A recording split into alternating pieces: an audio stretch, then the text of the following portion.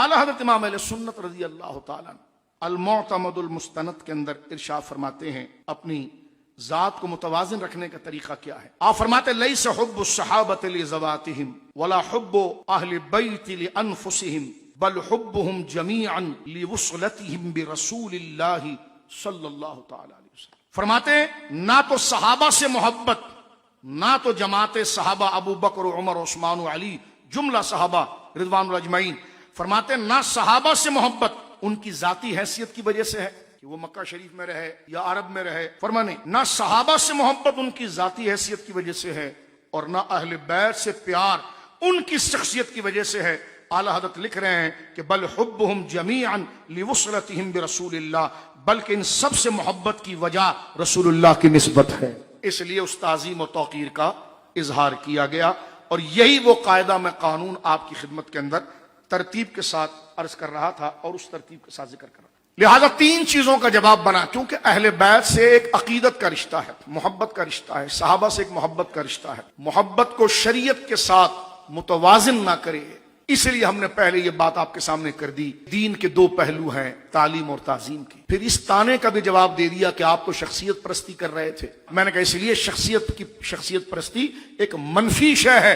صحابہ اہل بیت اولیاء صالحین کی پیروی کی جاتی ہے، اس لیے کہ اللہ رب العالمین سے ان سے محبت، ان سے جڑنا، ان کے تعلق کو ذکر فرمایا ہے. اور اعلیٰ حضرت امام اہل سنت کا یہ ہم نے جملہ سن لیا کہ اہل سنت کے اندر یہ توازن کیوں ہے. صحابہ کے نام پر کتاب لکھنے والے اس مضمون میں اگر بظاہر سند کی کوئی کمزوری ہو تو دور کرنے میں پوری پی ایچ ڈی کر لیتے ہیں، لیکن اگر حضور کی شان میں کوئی شان آ جائے تو کہتے ہیں بخاری سے دکھائیے، نام لکھا ہوا دکھائیے. نفسانی طور پر تحقیق چاہتے ہیں اپنی انا کے لیے کہ میں آپ کو زیر کر دوں. اہل سنت کے اندر یہ توازن اس لیے ہے کہ ان کے لیے مرجع قبول حضور کی ذات ہے، جو حضور کا ہوا وہ ان کے ہو گئے. اس لیے امام اہل سنت نے توجہ کیجئے ایک نعت بھی اس پر لکھ دی کہ یا رسول اللہ ہم تو آپ ہی کے دیوانے ہیں، اور ہم تو یہ کہتے ہیں کہ بھائی چمک تجھ سے پاتے ہیں سب پانے والے.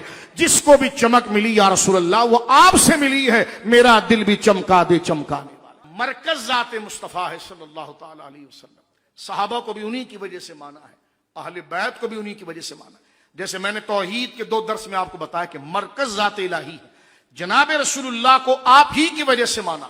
جب تسلیم کر لیا تو پھر سب کو ہم نے اللہ اس کے رسول کی وجہ سے مانا. یہ وہ چیز ہے کہ آپ کے تھاٹ، آپ کے نظریے، آپ کی تحقیق کی بنیادوں کو درست کرتی ہے. پھر اس کے بعد آپ نتیجہ پڑھیے. میں نے پہلے بھی کہا اہل سنت کے خلاف جو بھی رائے قائم کرے گا اس میں جرت ہی نہیں. ہمارے بزرگوں نے اس کے سارے معاملے کر دیے ہیں.